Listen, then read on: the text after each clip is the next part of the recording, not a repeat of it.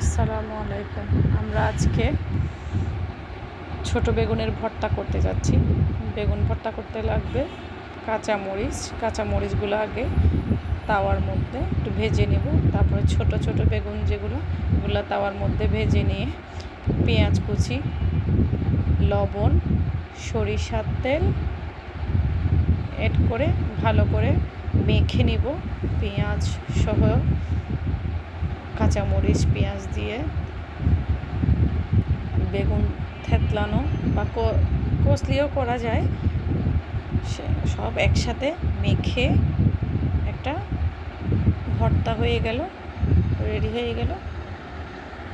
ভালো লাগলে শেয়ার করবেন। আসসালামু আলাইকুম।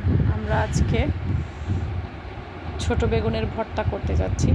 বেগুন ভর্তা করতে লাগবে কাঁচামরিচগুলো আগে তাওয়ার মধ্যে একটু ভেজে নেব। তারপরে ছোট ছোট বেগুন যেগুলো তাওয়ার মধ্যে ভেজে নিয়ে পেঁয়াজ কুচি, লবণ, সরিষার তেল এড করে ভালো করে মেখে নিব। পেঁয়াজ সহ কাঁচামরিচ পেঁয়াজ দিয়ে